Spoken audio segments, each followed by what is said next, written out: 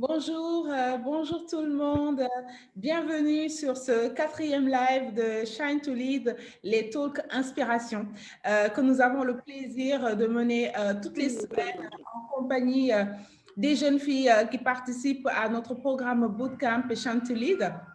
Donc, je suis Selena Boucham, je suis la fondatrice de Smart Ecosystem for Women et je suis aussi bénévole aux côtés de Shine to Lead pour les accompagner dans leur programme qui lutte contre la déscolarisation et le décrochage des jeunes filles dans les écoles au Sénégal. Alors, en ce moment, nous avons l'opportunité, en tout cas, de ces talks. On a voulu être un peu opportuniste pour amener ces talks dans ce programme de bootcamp des jeunes filles, puisqu'on trouvait qu'au-delà de ces cours que nous donnons aux jeunes filles pendant ces vacances, qu'il était extrêmement important, en fait, des figures féminines puissent venir parler à ces jeunes filles pour continuer à leur donner du courage, pour continuer à bâtir leur résilience, pour qu'elles continuent à s'accrocher malgré les conditions qui peuvent être difficiles pour certaines d'entre elles au quotidien. Donc, nous sommes en train de dérouler depuis 4 semaines maintenant un programme de cours de vacances entièrement en ligne qui est disponible pour 120 filles partout sur le territoire sénégalais. Donc, aujourd'hui, j'ai le plaisir d'avoir des filles qui sont de Dakar, de Matam, de Saint-Louis, de Tambacounda, de Louga et même de Kédougou. Donc, vraiment une belle représentativité de notre jeunesse féminine qui participent à ces cours de vacances où nous les accompagnons pour renforcer leurs capacités en mathématiques, en sciences physiques, naturelles, français, anglais, etc., avec d'excellents professeurs qui sont aussi extrêmement engagés. Et nous avons aujourd'hui l'honneur et vraiment le privilège, moi je suis la première super contente de recevoir Rokhaya qui est notre invitée du jour, qui va discuter avec nous sur le thème du jour. Donc Rokhaya, que même si je pense que je n'ai pas besoin de la présenter, donc je vais juste faire ça pour la forme. Donc Rokhaya, tu es journaliste, tu es réalisatrice et autrice. Tu as réalisé beaucoup de documentaires, tu es autrice en fait d'un certain nombre de livres. Tu es aussi à la radio, tu es à la télé, tu es vraiment une des figures féminines à la télé et dans les médias que nous suivons depuis quelques années et qui est aussi très engagée pour des causes, notamment pour les causes des féminines autour du genre, les questions de genre. Et nous avons reçu tous, en tout cas, et toute la très belle nouvelle de ta nomination récente, en tout cas, où tu rejoins le Washington Post, où tu vas contribuer justement auprès de ce média extrêmement respecté international. Et donc, moi, j'ai envie de te dire que tu as réussi à ne pas rester à ta place et vraiment, on est en plein dans le thème parce que quand on connaît ton histoire, d'où tu viens et tout ton cheminement, aujourd'hui, on te retrouve après vraiment un cheminement vraiment qui est extrêmement intéressant. Comment, en fait, aujourd'hui, qu'est-ce que ça représente pour toi, justement, tout ce contexte-là, de ne pas rester à ta place et c'est d'ailleurs le titre de ton dernier ouvrage. On t'entend pas, Rokhaya? Merci beaucoup, Sénabou, pour cette présentation qui m'honore. Je suis très, très heureuse de participer à cet échange avec des jeunes filles qui viennent de partout au Sénégal. Merci aussi pour tes félicitations par rapport à ma nomination au Washington Post. Ce que je trouve intéressant dans l'idée de ne pas rester à sa place, c'est de contrevenir parfois aux prédictions sociales. C'est-à-dire que parfois, on est dans un endroit, on est dans une famille, et ce qu'on nous prédit, c'est vraiment un destin avec un horizon très restreint. Et finalement, je me rends compte que tout ce qui m'est arrivé depuis ma naissance, mes études, les emplois que j'ai pu avoir, etc., est très très loin de ce qu'on aurait pu imaginer lorsque je suis née. Et ça, je trouve que c'est plutôt encourageant et c'est vraiment ça que je veux encourager en disant que, évidemment, on n'est pas seul responsable de son destin. Il y a un environnement, il y a des dispositions personnelles, il y a une famille, une structure, etc., etc. Mais je pense que c'est important de cultiver chez les jeunes personnes, notamment chez les jeunes filles, la foi dans la possibilité qu'elles se réalisent dans des contextes qui sont peut-être loin de ce qu'elles peuvent imaginer. Parfois, notre horizon est beaucoup plus lointain que ce qu'on imagine. Quand on vient d'une famille ouvrière, de classe modeste, immigrée, comme c'est mon cas, ben, on n'imagine pas qu'on sera journaliste à la télévision et qu'on va même rejoindre un média américain, alors que pour ce qui me concerne, j'ai jamais vécu en dehors de la France. Donc, c'est même pas l'anglais, ça n'a même pas été une langue d'études, c'est une langue que voilà, que j'ai apprise en travaillant. Donc, c'est aussi c'est ça, c'est se dire que la vie nous pose beaucoup de limites. Donc, il faut que soi-même, on arrive à se motiver, à s'encourager pour dire que même s'il y a des difficultés, on fait au mieux pour les abattre et pour essayer d'avancer collectivement aussi. C'est super. Et la question qui me vient aussi, c'est qu'est-ce qui a motivé justement ce titre-là pour écrire, mettre ça en fait noir sur blanc, de vraiment écrire autour de cela. Qu'est-ce qui a motivé l'écriture de ce livre? Eh bien, en fait, ça faisait longtemps que je travaillais sur les questions d'affirmation de soi. J'ai Mhm. écrit un livre qui s'appelle Afro en 2015 avec une photographe qui s'appelle Brigitte Sombier. Et c'était un livre de portraits, de photos de personnes qui étaient afrodescendantes et qui portaient leurs cheveux au naturel. Donc, voilà, qui les portaient quotidiennement au naturel, sans défrisage, sans lissage, etc. Donc, le but du livre, c'était pas de dire que c'est mal de lisser les cheveux ou de porter des extensions, mais de dire qu'on peut être belle et on peut s'assumer en ayant les cheveux crépus frisés au naturel. Et ça, c'était important pour moi.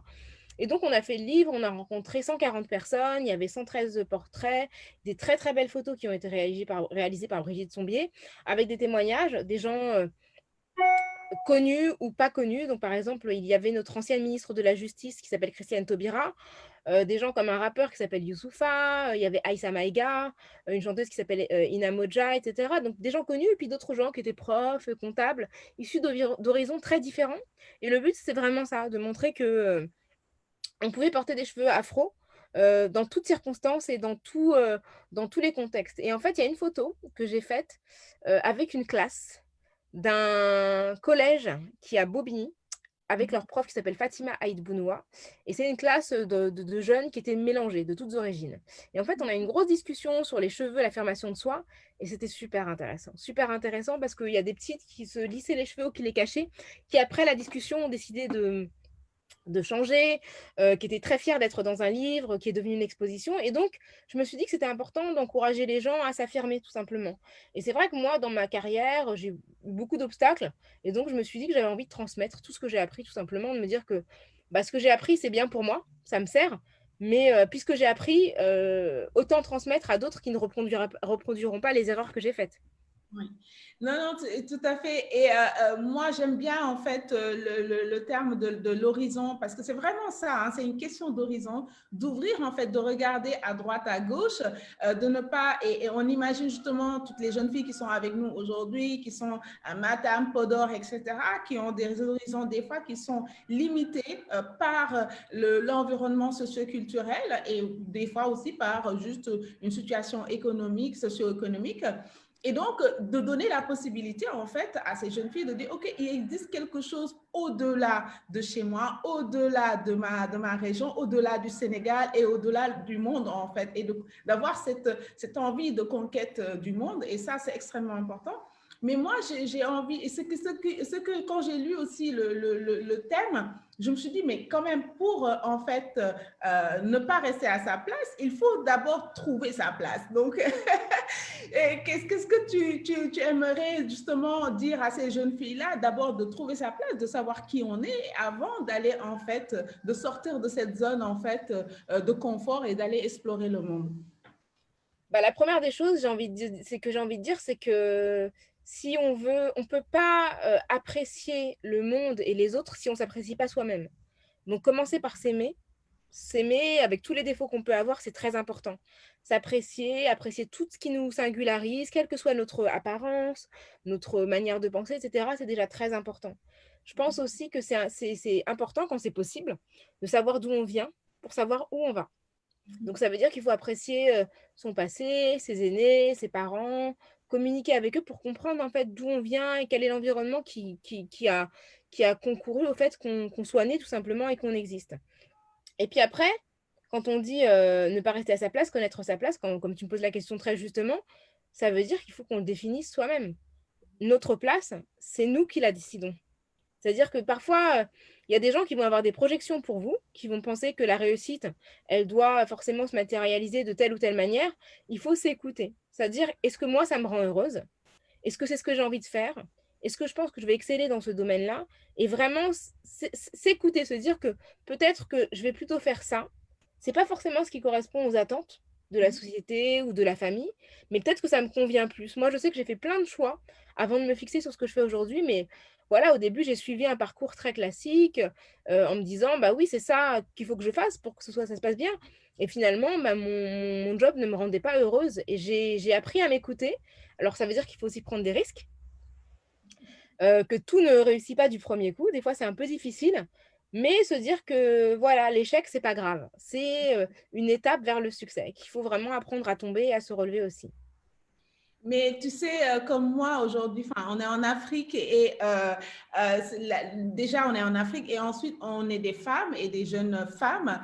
On a aussi comment dire, des parcours, comment dire, des places qui nous sont attribuées où on doit rester et c'est un peu compliqué aussi aujourd'hui. Et quel est ton regard justement aujourd'hui par rapport au thème, la situation de la femme africaine et de la jeunesse féminine? De ce dont on parle, de l'affirmation de soi notamment. C'est vrai que dans toutes les sociétés, c'est compliqué pour les femmes de s'affirmer. Et je sais qu'au Sénégal, les rôles sont très codifiés entre les hommes, les femmes, ce que doivent faire les femmes, ce que doivent faire les hommes. Mais c'est vrai que ce sont des places qui sont interrogées par des femmes sénégalaises depuis très longtemps. On peut remonter jusqu'à Mariam Abba et même encore avant. Donc, même dans la littérature sénégalaise, dans les séries sénégalaises, on voit que ce sont des questions qui sont interrogées. Je pense que vous savez de quelle série je parle. Mais vous voyez on voit que en fait, la société est en ébullition et qu'il y a des jeunes femmes qui sont engagées sur le champ politique, engagées pour la question des droits des femmes, engagées aussi pour l'affirmation de soi. On parlait des cheveux, mais on peut parler aussi du khessal. Moi, mes parents sont sénégalais, donc voilà, quand j'ai dit à mes parents que je lâchais mon boulot pour écrire. Enfin, ils m'ont dit, mais voilà, enfin, c'était hors de question, quoi. Donc, j'ai dû me battre dans ma famille pour déjà pour les tempérer, pour juste, voilà, qu'ils les calmer, parce que pendant plusieurs années, ils étaient convaincus que je faisais n'importe quoi et que j'avais lâché quelque chose de certain. Et c'est vrai que si j'avais suivi l'avis de mes parents, j'aurais été en sécurité matériellement, j'aurais eu un bon job et tout, mais est-ce que j'aurais été épanouie? Je crois pas. Et j'aurais pas fait tout ce dont on parle aujourd'hui. Parce que j'aurais pas pris ce risque-là et j'aurais pas. Voilà, le fait que je sois allée voir mes parents, que je leur ai dit, OK, je sais, vous êtes sénégalais, vous êtes immigrés, vous êtes venus pour que vos enfants filent droit, travaillent bien, etc. Et je comprends que pour vous, quelqu'un qui écrit, qui fait des documentaires, c'est juste pas concevable, quoi. Mes parents, c'est pas des artistes, c'est des gens qui viennent du monde ouvrier, donc pour eux, la réussite, c'est moi, j'ai fait des études de droit. Pour eux, voilà, tu fais du droit, tu as un métier sérieux derrière, dans une institution, etc., etc. Donc, ça a été une lutte par rapport à ça, et puis ça a été une lutte de m'imposer. Mais je vois que, en fait, moi, ce que je trouve important, c'est vraiment de regarder que, même si au Sénégal, la société est extrêmement genrée, il y a quand même toujours des femmes qui sortent du lot et qui s'imposent et qui se battent pour imposer leur récit, leur façon de voir. Et je pense qu'il faut les regarder attentivement, les soutenir quand on peut, mais se dire que on n'est jamais la seule à vouloir faire quelque chose. Et regarder qui avant nous a fait des choses, a fait des choix un petit peu étonnants. Mais je pense même, par exemple, en France, on parle beaucoup de féminisme. Mais on oublie souvent que dans les années 70, il y avait des féministes noires en France qui ont créé la coordination des femmes noires. Et une des femmes qui l'a créée, c'est une femme qui s'appelle Awa Thiam, qui est une intellectuelle sénégalaise, et elle a fait ça en France. Donc, aujourd'hui, on a l'impression qu'en France, les femmes noires, le féminisme noir, c'est quelque chose de nouveau. Mais Awa Thiam, elle l'a fait en 1977, donc ça fait plus de 40 ans. Donc ça, on l'a oublié, mais faire ces recherches-là, se dire, voilà, moi, je me revendique d'elle, mais en vérité, j'ai appris son existence il n'y a pas si longtemps que ça, pas, en tout cas, pas quand j'étais très jeune. Donc ça, c'est aussi important de se dire ça. Oui, et tu évoques notamment comment dire, l'importance des rôles modèles en termes d'identification et je pense que justement Shine to Lead fait un énorme travail de fond par rapport à ça. On a tout un réseau de mentors pour que justement les filles puissent avoir en fait, comment dire, des perspectives qui soient beaucoup plus larges par rapport à ce qu'elles ont l'habitude de voir, qu'elles osent en fait écouter les intimes convictions qu'elles sentent quand elles ont envie de faire des choses qui sortent, on va dire, de l'ordinaire de ce qu'elles ont l'habitude de voir autour d'elles. Donc, voilà, merci d'évoquer justement, en tout cas, cette importance-là de se raccrocher à des figures et à des rôles modèles parce que, notamment les femmes sénégalaises, ont toujours été très, comment dire, revendicatrices. Elles ont souvent d'ailleurs porté même des guerres et ça aussi, on l'oublie et il faut qu'on revienne vers ces modèles-là. Et je pense que là, on va pouvoir du coup aller sur les questions de nos jeunes filles. Alors, je vais commencer voilà, par hasard. Je vais commencer par exemple par Hardiatou Touré. Je crois que oui, Hardiatou est avec nous. Hardiatou Touré qui est en première S1 à Dakar. Est-ce que Hardiatou, tu m'entends? Oui, bonjour. Bonjour. Voilà. Donc, Rokhaya t'écoute pour ta question. Bonjour Hardiatou, j'espère que tu vas bien. Ça va bien, alhamdoulilah. Alors, on t'écoute alors. Ma question est la suivante. Pourquoi avez-vous pris comme titre de votre livre « Ne reste pas à ta place » ? Merci, merci Radiatou pour cette question. J'ai choisi ce titre, déjà, j'ai choisi de parler à quelqu'un. C'est-à-dire que je dis ne reste pas à ta place, c'est que je parle de manière générale à la personne qui lit le livre. Et parce que je trouve qu'on est dans une société qui nous oblige en fait à faire ce qu'on attend de nous. Et le sous-titre de mon livre, c'est comment arriver là où personne ne vous attendait, parce que je voulais dire, si tu as l'impression que ce qu'on te propose comme avenir, comme choix professionnel, comme choix d'école, c'est pas ce que tu veux, c'est peut-être que toi, tu as des ambitions qui sont différentes, qui sont plus grandes, etc., eh ben, il faut savoir ne pas rester à sa place. Et ça veut dire, bien sûr qu'on le fait soit, c'est un choix qu'on fait soi, mais il faut aussi savoir le faire collectivement. Ça veut dire savoir aussi profiter des contacts qu'on a pour demander de l'aide ou des choses comme ça. Donc, ce titre-là, vraiment, il me tenait à cœur parce que je voulais que ce soit un titre qui soit engageant. Je voulais pas faire un livre qui soit tourné vers moi, mais un livre qui soit ouvert vers l'extérieur. Et du coup, le mot ne reste pas à ta place, c'est devenu un hashtag qui a beaucoup circulé sur les réseaux sociaux. Si vous avez l'occasion, regardez-le. N'hésitez pas vous-même à le nourrir. C'était vraiment impressionnant. Vraiment impressionnant. Hardiatou, est-ce que ça te va? Oui, ça va. Super. Alors, on va aller voir Aïssata Niang, en fait, Aïssata Niang qui est élève en première S2 à Matam. D'accord. Alors, Aïssata, est-ce que tu nous entends? Oui, je vous entends. Allez, on t'écoute pour ta question. Bonsoir tout le monde. Ça va, merci Tata Chenab. Je m'appelle Aïssata Niang, je suis en classe de première S2 au lycée Seydina Limamou Laye, mais je viens de Matam. Ma question est la suivante. Quelle est la différence entre l'estime de soi et la confiance en soi? Ah, c'est une très bonne, très très bonne question. Il y a l'estime de soi, il y a la confiance en soi, il y a l'amour de soi. En fait, l'estime de soi, c'est le fait de se respecter. C'est-à-dire que tu respectes ta personne et tu penses que ta personne a une valeur. Et ça veut dire que toi, tu t'apprécies, mais surtout, tu ne laisses pas des personnes te déprécier. C'est-à-dire que si quelqu'un te parle d'une manière qui te ridiculise, qui t'humilie, qui te fait du mal, tu ne l'acceptes pas. Ça veut dire que tu as une estime de soi suffisamment forte pour que tu penses que ta personne, qu'il est intolérable que ta personne soit attaquée. Ça, c'est vraiment très, très important. L'estime de soi, c'est vraiment la base, je pense, pour avancer dans la vie, c'est de se dire que, voilà, on s'estime et on n'accepte pas d'être déprécié. Et nous-mêmes, on se dit, notre personne est valeureuse, donc voilà, elle mérite tout simplement le respect parce que du simple fait de son humanité. La confiance en soi, ça veut dire que tu es confiante quand tu veux faire quelque chose. Ça veut dire que si on te propose un projet important, si tu dois faire un devoir, eh ben, tu te dis que tu vas réussir. Tu vois? Tu sens que tu te dis que tu es capable de réussir. Et ça, c'est la confiance en soi. C'est la confiance en tes capacités à faire des choses et à les faire de manière à réussir, tout simplement. Donc, tu vois, tu peux avoir une bonne estime de soi, mais pas forcément confiance en toi. C'est différent. Ça veut dire que tu peux avoir confiance dans ton travail, confiance dans ton apparence physique, confiance, voilà, dans tout ce que tu produis. Et ça, c'est vraiment quelque chose qui est différent. Et c'est des étapes, ce sont des étapes en fait. Voilà. Alors, Aïssata? Oui.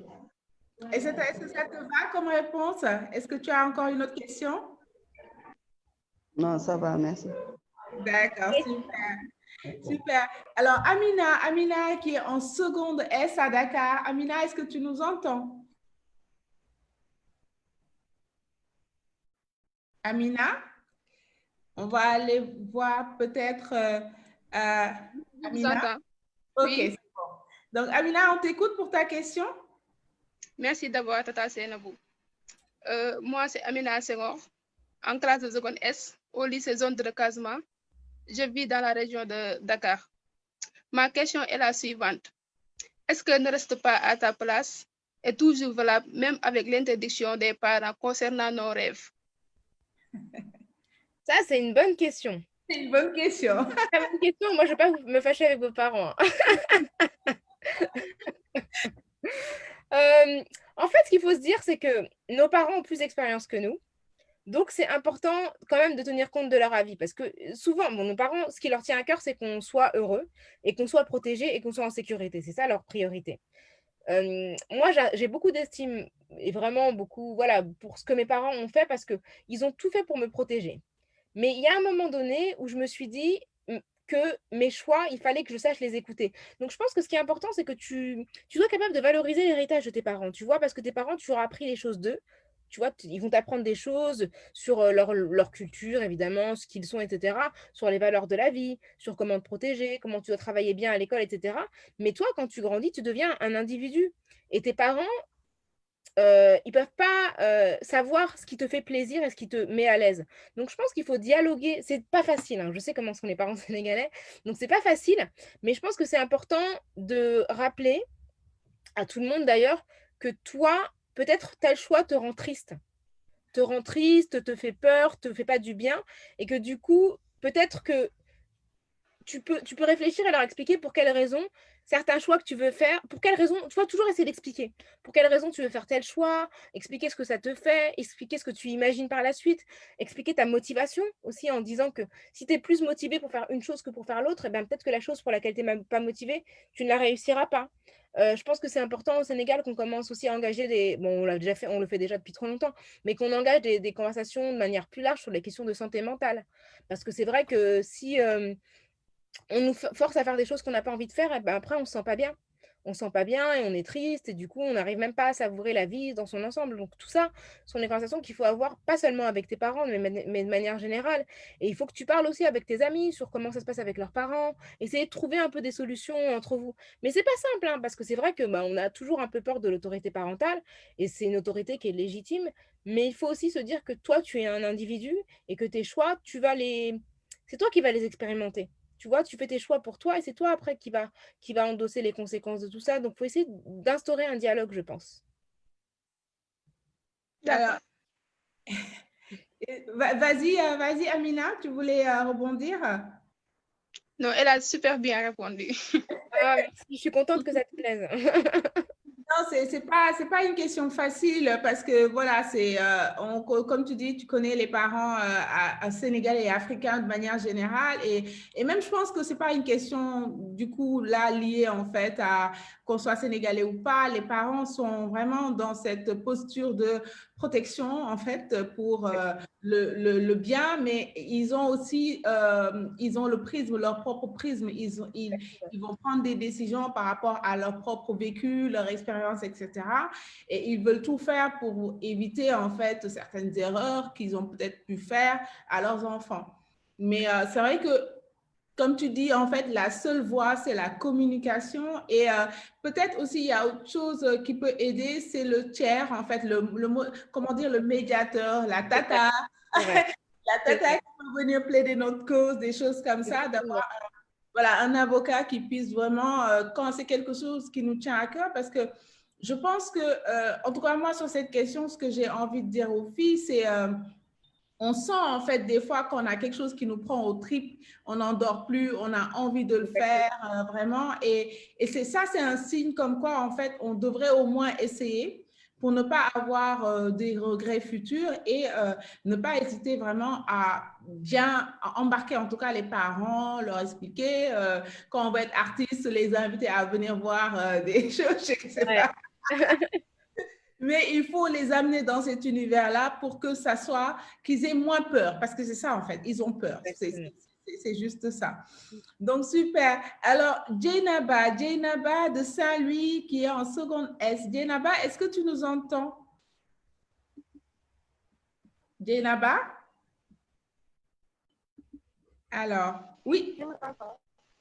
Oui, est-ce que tu peux parler un peu plus fort? On t'écoute pour ta question.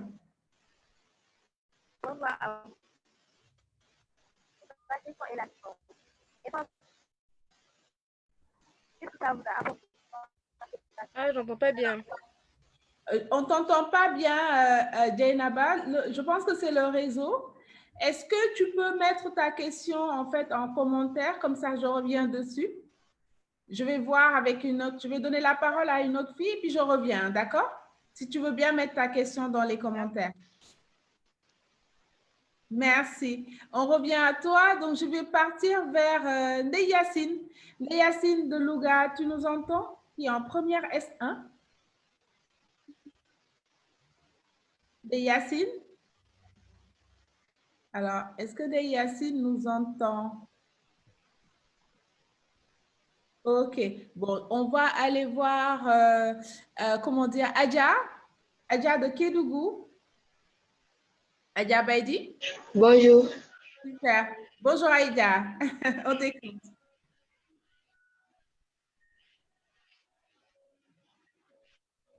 Aïda, on t'écoute pour ta question. Bonjour à tous. Bon, je voulais savoir un conseil.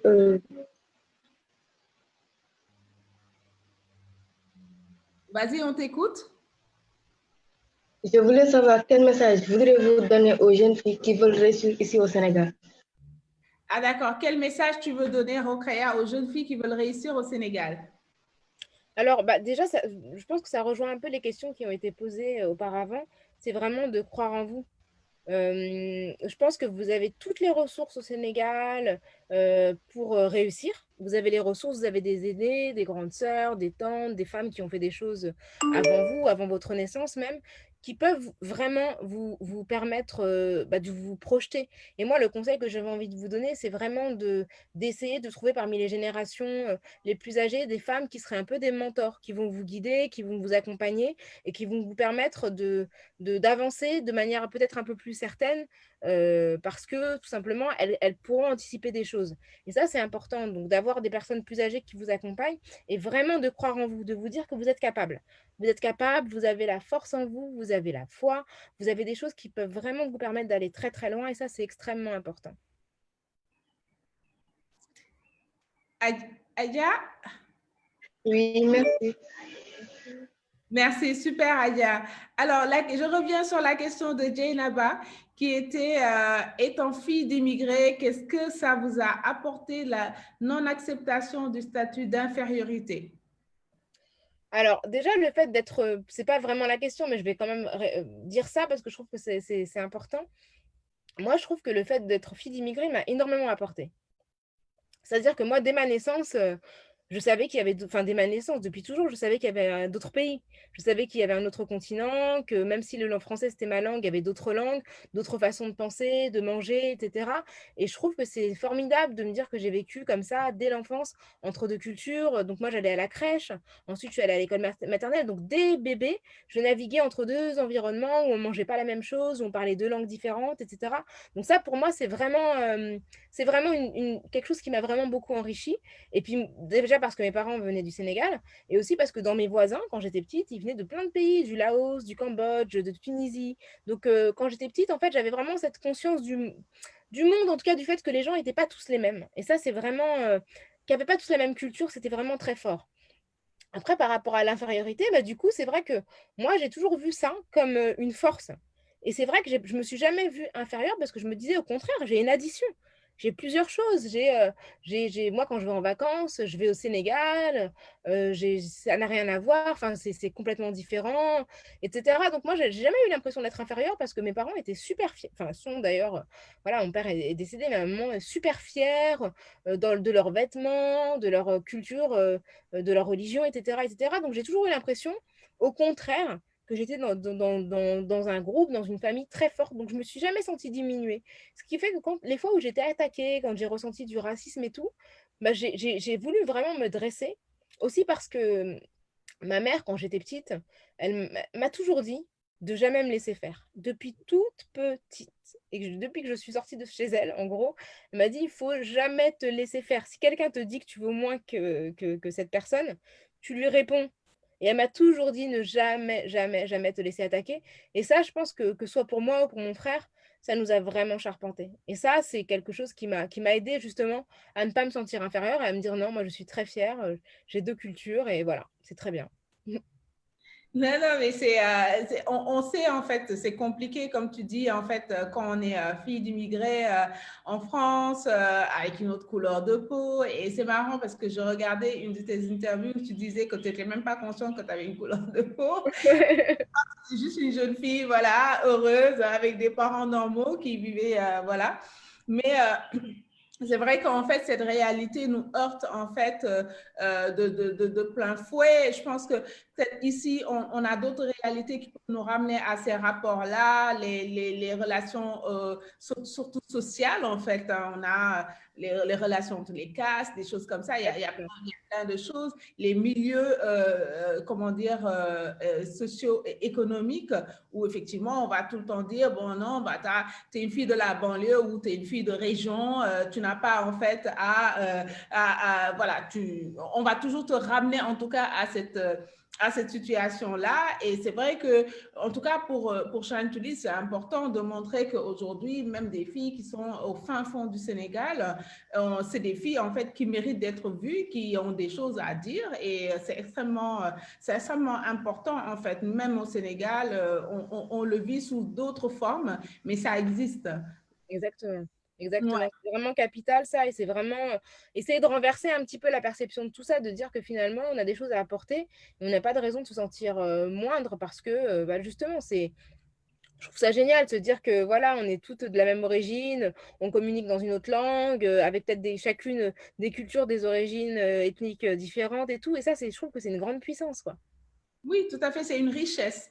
Exactement. Voilà, c'est une richesse aujourd'hui de pouvoir être, par exemple, là, aujourd'hui, sur ce live avec, voilà, comment dire, des filles de tous les horizons, d'être avec toi, d'être avec Naye, et puis d'être regardée par d'autres personnes qui viennent de plein d'autres horizons. Et justement, quand on parlait tout à l'heure, en fait, d'ouvrir justement ces horizons-là, demain, on ne sait pas quelle opportunité ça peut apporter à ces jeunes filles qui peuvent être, je ne sais pas, contactées par une personne qui aimerait savoir quelle est la vie d'une lycéenne à Matam. Et c'est juste tout ça, en fait. Ça ouvre les horizons. Je me rappelle quand on était jeune, on n'a plus trop ça.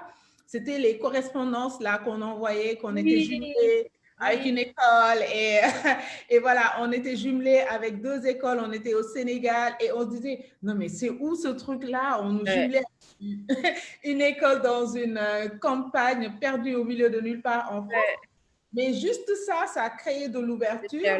On prenait un dictionnaire, on prenait un atlas et on regardait où se situait cet endroit-là. Et ça, aujourd'hui, c'est fabuleux, c'est vraiment fabuleux de continuer à faire la promotion de cette ouverture et non, en fait, de renfermer les gens dans des situations, dans des cases, dans des zones géographiques, parce que, bon, notre planète aujourd'hui est un village, c'est un grand village. Et faut que les jeunes filles aient conscience qu'elles vivent dans ce grand village-là. Elles ont une place à prendre dans ce village. Alors, on va aller voir Adja Awa. Ah oui, Adja Awa est là, de Dakar, qui est en première S2. Comment ça va, Adja? Je vais bien, merci, Tata. Ça va, super. Ça fait bizarre quand elle m'appelle Tata. Hein. C'est drôle. Quelle grande famille. C'est trop joli. Bizarre. Bon, ça vous va bien le nom Tata Seynabou? Ah, ça vous va bien? Ça va bien, ça va super. Alors, on t'écoute, Adja, pour ta question. Oui, j'avais une question pour Tante Rokhaya. En tant que combattante d'antiracisme, pensez-vous que l'aspect d'infériorité commence déjà chez les Noirs? C'est une très très bonne question. Parce que en fait, ce qui est compliqué, c'est vrai que par exemple, vous avez une chance par rapport au fait d'être noir, c'est que vous vivez dans un pays où la majorité des gens sont noirs. Et quand vous regardez la télé, les gens sont noirs. Quand vous lisez les journaux, les gens sont noirs. Moi, c'est vrai que quand j'étais petite, comme j'étais à Paris, en France, bah, quand j'allumais la télé, tout le monde était blanc. Quand je lisais des livres, tout le monde était blanc. Et c'est vrai que même si je n'avais pas tout à fait conscience de ma couleur de peau, je voyais quand même que personne ne me ressemblait. Et ça, c'est difficile parce que tu te dis, bah, si je n'existe pas, si on ne parle pas de moi, ça veut dire que peut-être que je vaux moins que les autres. Et c'est vrai que, bah, tu vois, il y a des enfants qui se disent, bah, peut-être que ce serait mieux, ma vie serait plus facile si j'avais une autre apparence. Mais ça veut dire qu'il faut vraiment apprendre à essayer d'aller contre ça pour essayer de comprendre que c'est pas parce qu'on vaut moins, mais c'est parce qu'il y a des gens qui ont décidé qu'ils allaient occuper toute la place au détriment d'autres personnes. Et c'est ça le complexe d'infériorité, c'est-à-dire que quand toute la journée, tu te vois jamais. En plus, moi, quand j'étais petite, à la télé, à chaque fois, quand il y avait des Noirs, c'était souvent. Enfin, quand ils parlaient des Africains, c'était souvent pour les ridiculiser.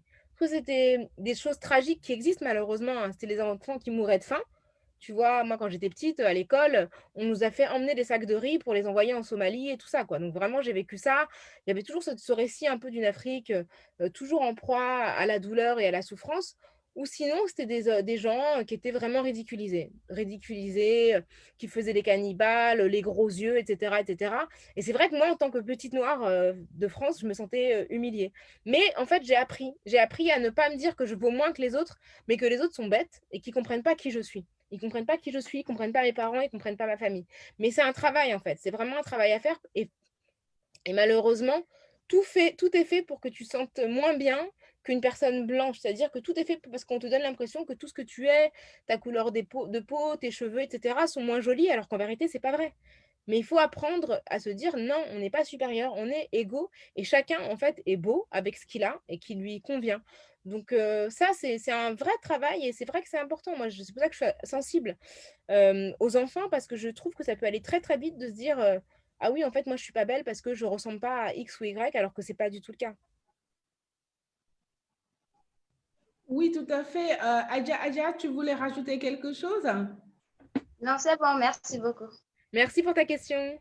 Oui, en fait, les représentations sont extrêmement importantes pour le développement, notamment, enfin, surtout pour les tout petits, et notamment à l'adolescence où on se cherche, on cherche qui on est, justement. On en parlait dans l'introduction, savoir d'abord qui on est avant même de sortir, en fait, de sa zone de confort. Mais les représentations sont très importantes et je pense il y a encore du chemin qu'on doit faire. Il y a ce chemin-là à faire parce qu'on voit, par exemple, tu parlais aussi du Hessel.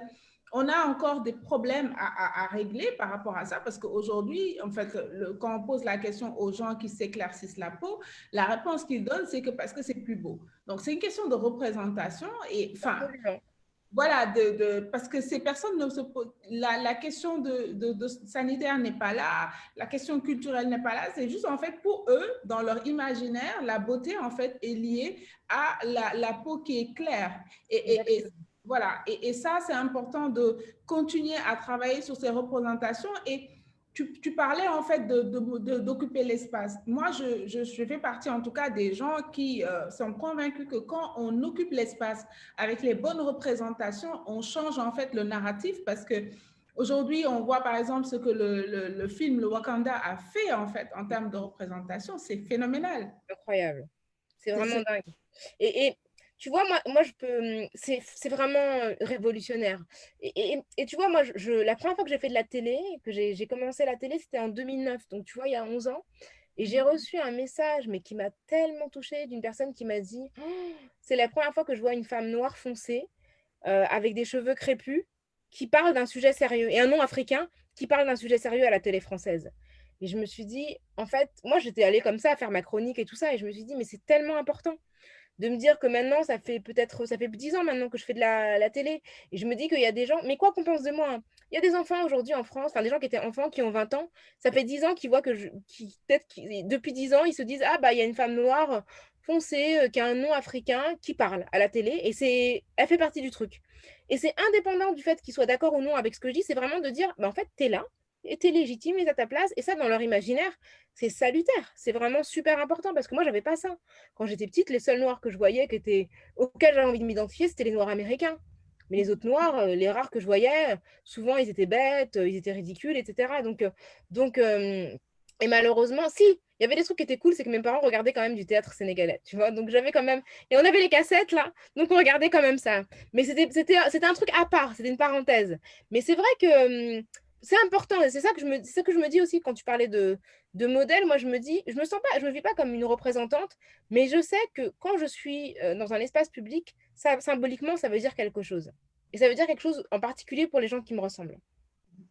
Non, non, c'est extrêmement important. On va prendre la dernière question de Yacine. Yacine, tu es là? Yacine de Louga. Yacine, Oui, je suis là. voilà, mais on ne te voit pas. Salut Tata Rokeya, salut. Salut les filles. Bonjour. Moi, je me nomme Yacine. Diallo. Je suis en classe de première S1 au nouveau lycée de Louga. Je suis de Louga aussi. Et merci au groupe Shine to Lead de m'avoir permis à participer à vos cours de vacances. Je suis vraiment contente. Ma question est la suivante. En tant que jeune fille, comment peut-on combattre les stéréotypes de la société comme celle du Sénégal? Bah, merci pour ta question. C'est vraiment une question importante qui rejoint les questions qu'on a posées tout à l'heure par rapport au rôle. Les stéréotypes, en fait, ils existent partout. Ils existent dans les représentations collectives et ils sont alimentés par les livres qu'on lit, par ce qu'on voit à la télévision, les rôles, par la manière dont on est élevé.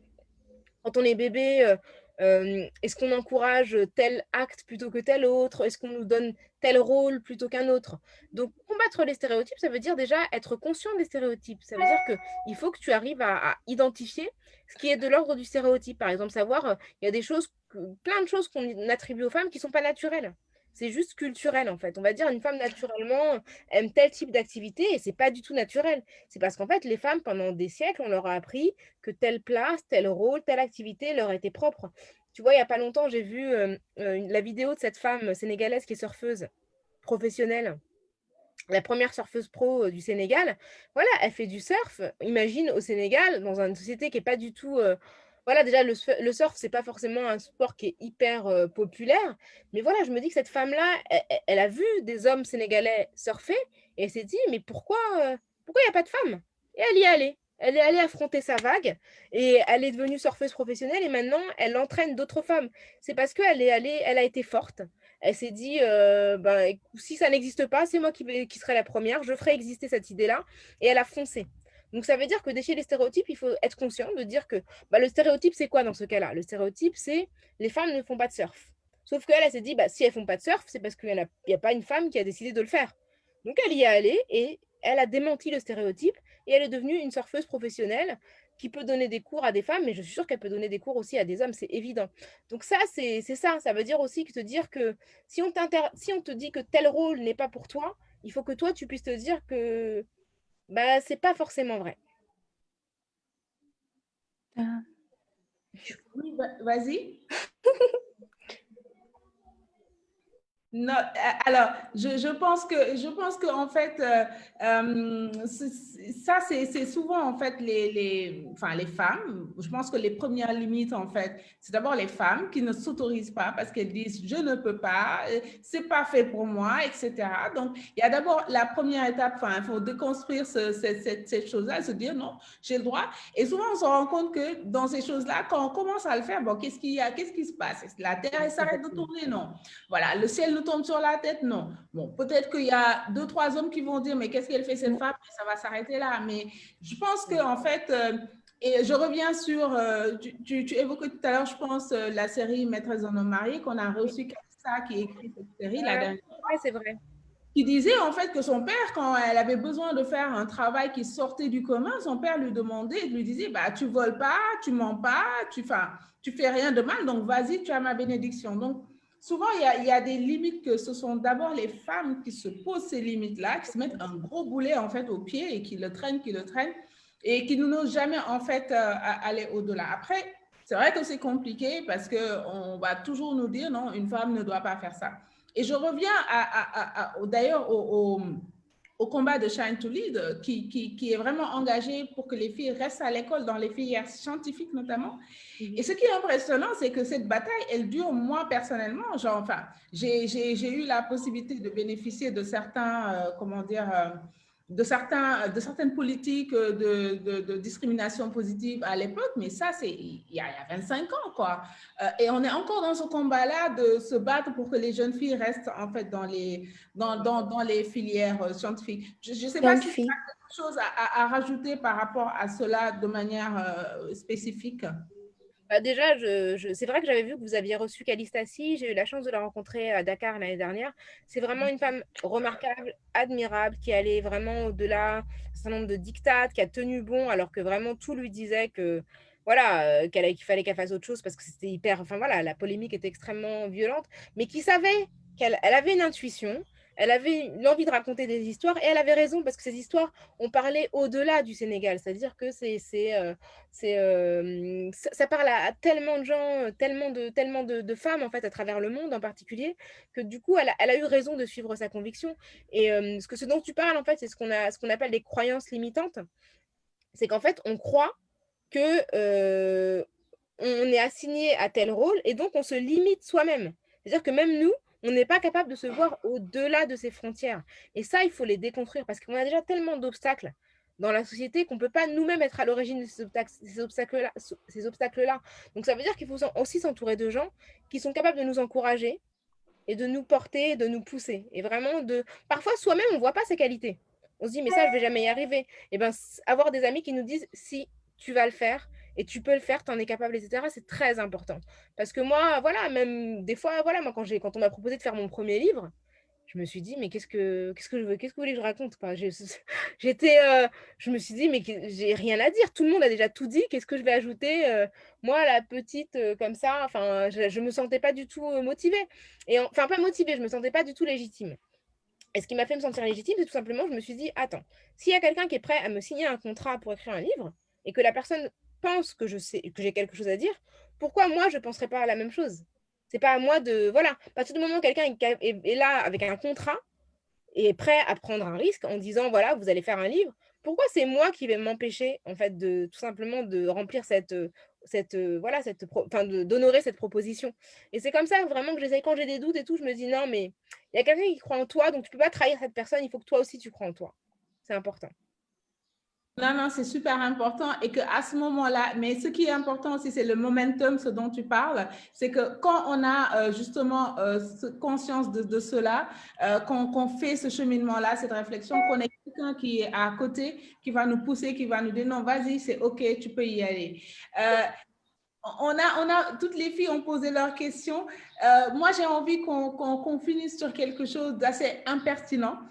J'aimerais bien, en fait, qu'on échange sur demain, si on devait justement changer de place, où est-ce qu'on irait? Et cette question, je la pose, en fait, à tout le monde. Donc, les filles, vous pouvez comment dire... répondre à cette question, mais je laisse d'abord Rokhaya nous dire en fait toutes les choses en fait que tu penses que tu n'as pas encore fait, que tu as envie de faire, vers quoi tu as envie d'aller. Et je demanderai aux filles peut-être de me noter ça dans le chat pour que je puisse finir sur cela. Eh bien, moi, ce qui m'intéresse, déjà, enfin, en fait, à chaque fois que je fais un nouveau truc, je me dis, mais j'aurais jamais imaginé faire ça. Par exemple, bon, c'est pas vers le futur, mais c'est tellement incroyable. Donc, tu vois, moi, tu as dit que j'étais réalisatrice, je fais des documentaires et tout, mais l'année dernière, en fait, il y a une salle de spectacle parisienne qui m'a commandé un spectacle. Et en fait, en gros, il ne me l'a pas commandé l'année dernière, ça faisait 4 ans. Donc, ça s'appelle Le Cabaret Sauvage, que le directeur de la salle me disait, mais je sais que tu as quelque chose à raconter. Moi, je lui dis, mais je ne sais pas écrire un spectacle, qu'est-ce que tu veux que je te dise? Et en fait, il a réussi à me coincer, on s'est assis, il m'a présenté un musicien. Et en fait, il y a eu le déclic. Et donc, j'ai écrit un spectacle musical que j'ai coécrit avec un artiste qui s'appelle HK. Et il y a une metteuse en scène aussi qui l'a mis en scène. Mais tu vois, c'est vraiment... c'est incroyable. C'est que je me dis, en fait, je peux le faire et je pourrais le refaire, quoi. C'est-à-dire que dans le spectacle, il y avait du cirque, il y avait de l'accordéon, il y avait une chanteuse qui s'appelle Awali. Enfin, il y avait une histoire aussi, quoi. Donc, c'est ce qui m'intéresse. Donc, ce que je me dis aujourd'hui dans le futur, c'est que j'ai envie de raconter des histoires. Et je ne sais pas sous quelle forme. Cette forme-là, je ne l'aurais pas imaginée. Vraiment, la scène, c'était pas le premier truc que je m'étais dit, mais j'ai adoré faire ça. J'ai trouvé ça génial et quand j'ai vu le résultat, j'étais tellement émue. Donc ouais, raconter des histoires, c'est quelque chose qui m'intéresse. Ah, donc, on va s'attendre à beaucoup de choses. Et j'ai lu quelque part que tu étais fan aussi de manga, c'est ça? Ouais, j'adore les mangas. Le résultat peut être assez voilà, intéressant. Je vais juste sur ce mot-là. Je crois qu'Amina a envie de dire quelque chose. Elle a activé son micro. Oui.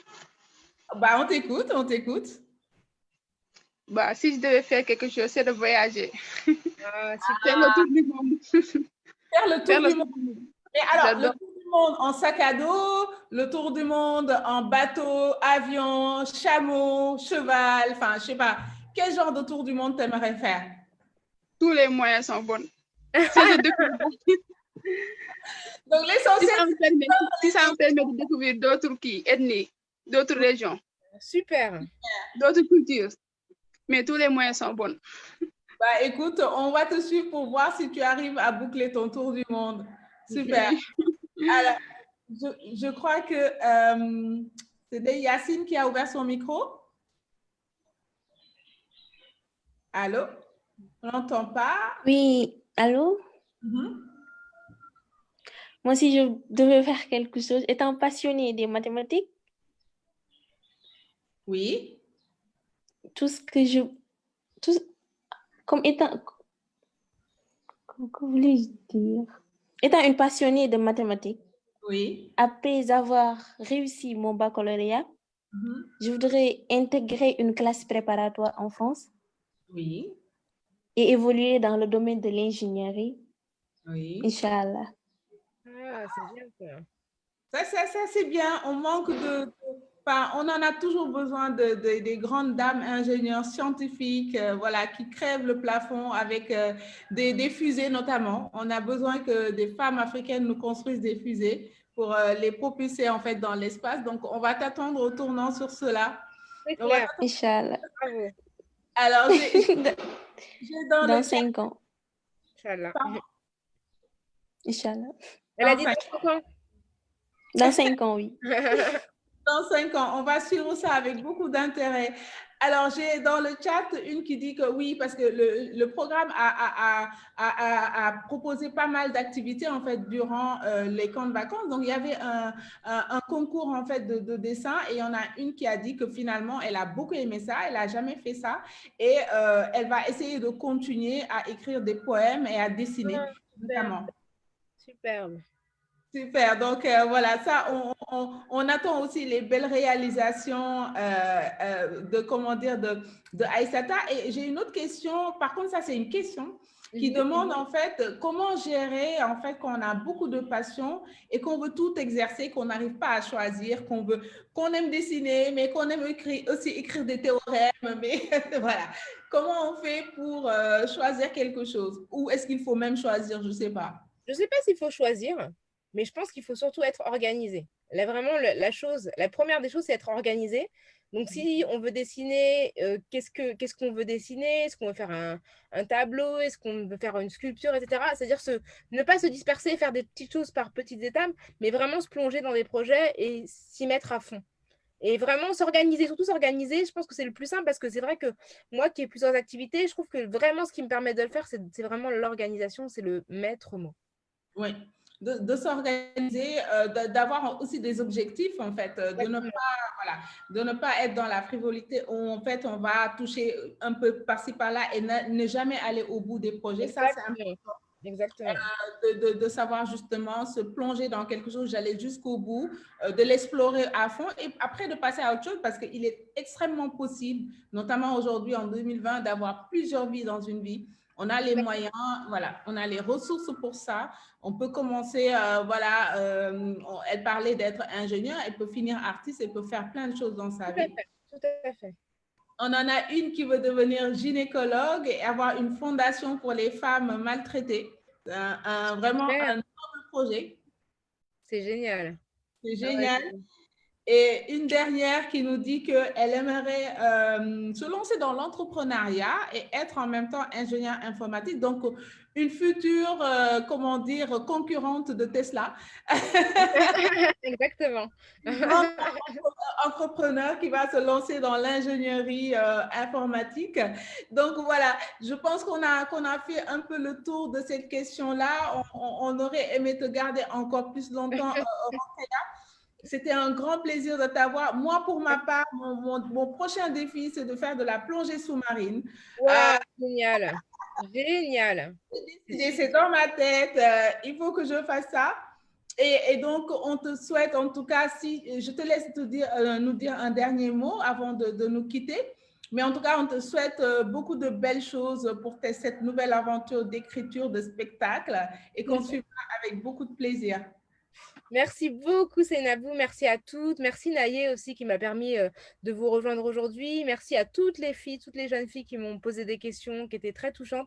C'était vraiment un très grand plaisir pour moi, un grand honneur. J'ai passé un excellent moment à vous entendre tout avec vos projets, vos aspirations. Donc, j'ai hâte de vous voir devenir entrepreneur, gynécologue, ingénieur, poétesse, etc.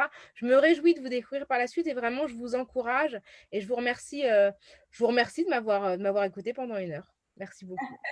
C'était un grand plaisir. Et merci beaucoup aux jeunes filles. Et encore, on vous souhaite de continuer, en tout cas, avec nous, avec Shine to Lead. On espère que ce programme a été aussi, en tout cas, intéressant qu'on le souhaitait pour vous et que la rentrée prochaine, ça se fera, en tout cas, ça se passera dans les meilleures conditions.